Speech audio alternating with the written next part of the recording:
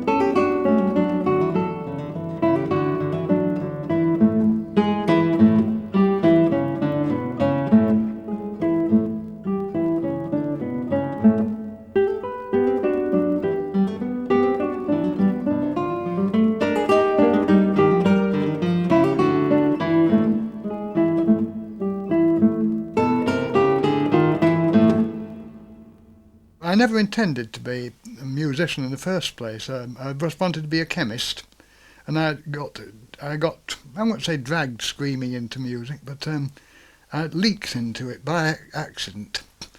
I was brought to the guitar by my cousin. He was playing in a dance band, jazz, so it was the jazz guitar, the plectrum guitar, I first had. The person to whom I owe the greatest debt in my musical life was my teacher, Terry Asher, because although I had so few lessons with him, and they weren't steady because he doubled up as a first-class hypochondriac, always imagining he was going to die, because he taught me very, very well. He taught me good technique. In parallel with that, he taught me music, not just chord symbols, everything. And to read music, I became a very good sight reader. He taught me to write music down and, critically, to improvise. Those are all extremely valuable things most teachers don't do.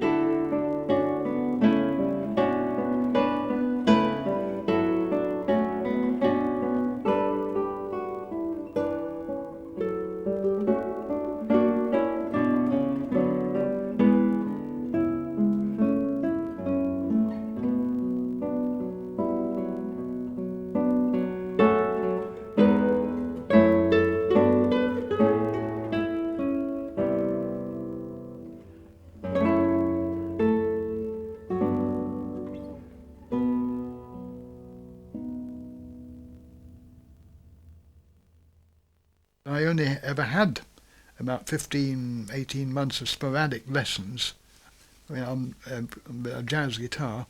They were the only structured lessons I ever had in anything in music. The rest was self-taught, as Americans would love to say, autodidact. The first time we'd ever heard Django Reinhardt would be round about 1936-7. Terry Usher's fiancée was in charge of a record shop on Market Street in Manchester. And we would go into the shop and we'd take a pile of records. We had no intention of buying anything, we didn't have the money to do it. But we could go in there and just listen to them. And one afternoon, we put on the first record of the Hot Club of France we'd ever heard. I remember the tune. It was called Chasing Shadows. And it was a wonderful sound, you know.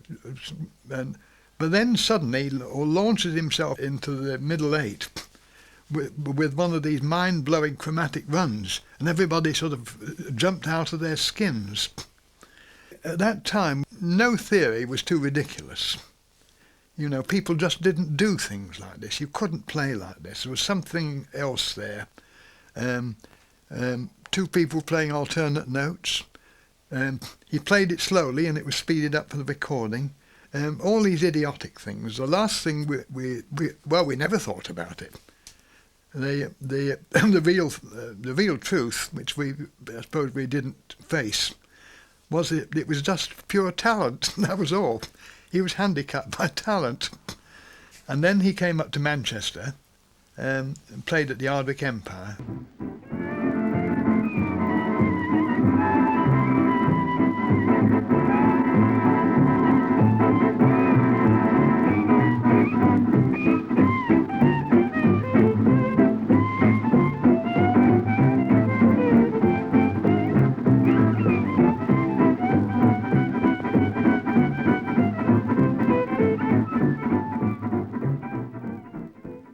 After the concert, Terry and I and one or two others, including Charlie Scott, went backstage to see him.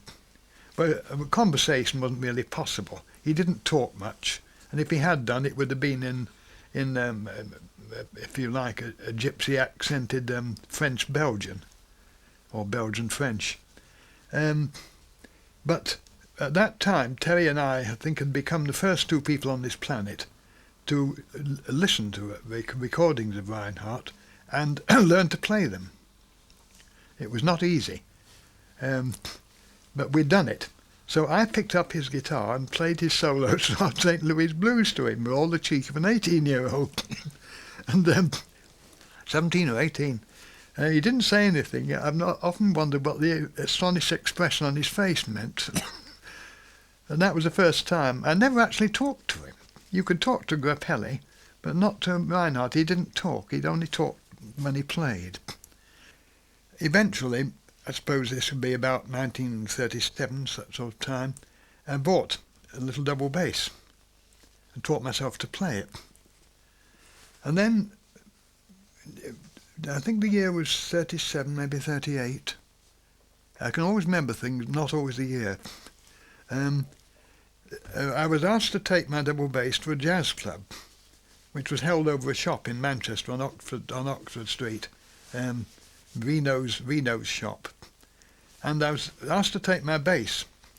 I didn't know what for at the time, but when I got up into the room, I found I was one member of a quartet. One was Adelaide Hall, a famous jazz singer who recorded with Duke Ellington. In fact, hers is the voice on the old Creole Love Call. And two brothers, Joseph and Django, which was quite a shock. So we played for 5 hours. I don't think anybody spoke at all. He just played, started something, and everybody else followed. So I did play with him for 5 hours. It was a very testing experience. Now, I first encountered Wes Montgomery in the same way I encountered Reinhardt, on records. And then he came to play at Ronnie Scott's jazz club. But he also played. He also played in the Riverside studio in the Jazz 425 series, which yes, and that was the first time I actually met him. After the program, I went and spoke to him, and he said, "Man, your climate, I've got flu in my thumb." He hated flying, of course. He was he was terrified of flying. He wouldn't have flown if Ronnie Scott had not gone over and held his hand. And I told him, I said, "Segovia is a lot older than you are. He has his backside in and maybe 100 planes a year. He's still going." He said, "Man, he's living on borrowed time, so am I." Now, Wes was incredible. There are various videos of Wes, and you can see he had absolutely total control. He plays even on the recording and in concert. He played Thelonious Monk's Around Midnight in E-flat minor. He probably didn't know it was E-flat minor. He had no idea. He just played it. He had far beyond Reinhardt. He had this incredible sense of lyric melody and a drive and a wonderful knowledge of harmony. He was absolutely incredible. He's my all-time jazz guitar idol, Wes. But the funny thing is that he and Reinhardt had one thing in common, apart from not understanding music. Wes told me, he said, "I don't know what anything's called, but I know where it all is." When I started to write pieces, and improvisation is very important here, because the music is in your inner ear, and you translate it into sound on the instrument. But ideas can also be written on paper, and what you write can be influenced by what you hear. Back to Wes Montgomery. Absorbed through the ears, and that has an effect. So improvisation and composition are the same process. The only essential difference is improvisation is immediate, like conversation. It's never repeatable. And with composition, it's exactly the same thing, except that you have time to discard what is irrelevant or what could to improve the thing, to work on it. All my earliest pieces were portraits of girlfriends, and there's always been some idea. I need a stimulus. I'm not about to sit down and write a piece just because it comes into my head. It's usually stimulated by some sort of circumstance, some sort of image, whatever you like.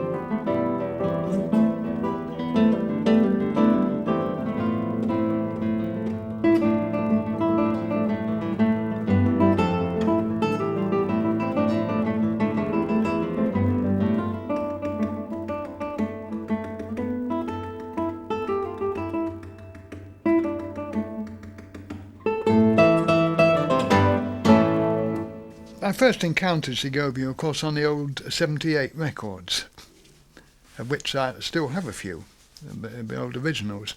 But they were just sounds, wonderful sound, but I never connected it with anything I might ever do in my life, musically. By then we had already formed the Manchester Guitar Circle, which was formed by Terry and I, and the meetings were held more or less alternately in one another's homes. And we got news, I think late in 1947, I think it was, that Segovia was coming to England and he would be playing in Bradford. This was a big deal. So we were driven over there. We actually hired a Rolls Royce. It was a pretty old one. And we went to Bradford, and this concert, this recital took place. So at last we'd seen him and heard him in the flesh. And it was a long, narrow room. He played at one end and there was no exit at that end. So in order to get on and off stage, he had to walk the whole length of the room, in the aisle as it were. So the last time he came off, we waylaid him and explained that we were members of Manchester Guitar Circle. And being a gentleman, he didn't say hard luck. And but he invited us to have a drink with him afterwards, so we all sat around the table. You know, by then I'd written a lot of little pieces, some of which were actually published. The earliest ones were for jazz guitar. I'd done my own sonata, a four-movement thing, again 19th century. It was supposed to be a tribute to Beethoven, because I was passing through my Beethoven period. It sounds more like a mixture of Saw and Giuliani, actually. And when we were talking to Segovia at the table, Terry produced a copy of this. I didn't even know he had it. Produced it from his coat or somewhere and showed it to Segovia. And Segovia looked at it very, very carefully, sort of peered at it the way he did because he was short-sighted, and handed it back. And he turned to Terry as though I was not there. He said, "It's very good," he said. "Keep him working. Keep me informed of what he does." And that was the first time I ever met him, and the first time he ever met me and took any interest in what I was doing. But I thought, well, he says that to all the girls, as it were. So when he came back in '49, I had written a few little things, including an experimental guitar version of a Gigue from Bach's Third Cello Suite, just as an experiment, see if I could do it. And he looked very interested in this. So interested that somewhere about 1953 or 4, and Segovia was one of those about 10 or 12 people who've recorded it. When he came back in 1949, he came to Manchester to do a solo recital in the Holdsworth Hall. We had already met him in 1948 because he was playing with the Halley Orchestra, and the man responsible for booking was a man called Bean, T.E. Bean, and Bean knew nothing about the guitar. So he invited Terry and I to have dinner with him and Segovia in the Constitutional Club in Manchester, and he played a solo recital. It was not very good. Actually, it was November the 4th, if I remember rightly. It was very cold. He was not very happy, but he was making mistakes, forgetting. And it was the first time we realised he was actually a human being. Human beings make mistakes, and he did. Anyhow, afterwards, he came to our home for dinner. It was the first time he ever came for dinner, together with his travelling companion, Olga Coelho, a marvellous Brazilian self-accompanied singer. And that was when we learned a lot of things in that meeting. Terry played a few things, and at one point Segovia took the guitar from him to demonstrate how it should be, and then he went on playing. So we realised that in a social situation, if you wanted Segovia to play to him and make a mistake.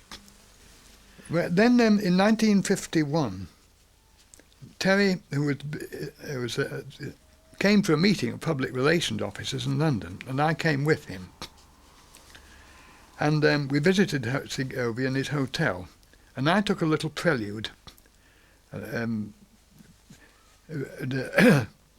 to show to him. So he said, would we mind, he had some things to do, would we mind coming back in a couple of hours? So we did. When we came back, he played it. I suspect that what he had to do was to learn to play it, because he was not a great sight reader.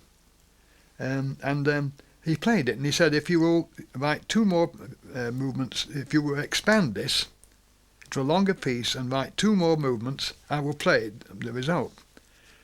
But I never did, because I found that the piece was complete in itself. There was nothing I could do to expand it. It would be artificial. So that was never done. But it was another lesson. You always learned lessons from him, the hard way mostly. For instance, if somebody says to me, will you write a piece for me? They'll probably never get it. If they say, I like a piece, I'm going to record it, I must have it by December, they will get it. But I will wait until mid-November at the latest, at the earliest, to start writing it. If somebody says, I would like a piece, and they say exactly what kind of piece they would like, then we'll get it quicker. I don't know how to write English music, because I don't know what the character of English music is. I'm too close to it. You know, it's like looking at yourself in the mirror and not recognising yourself. You don't what makes you. The Greek Suite was written in 1 week. It was written in Dunoon in Scotland when we were on holiday. That was written for Lisa and Evangelos in Athens.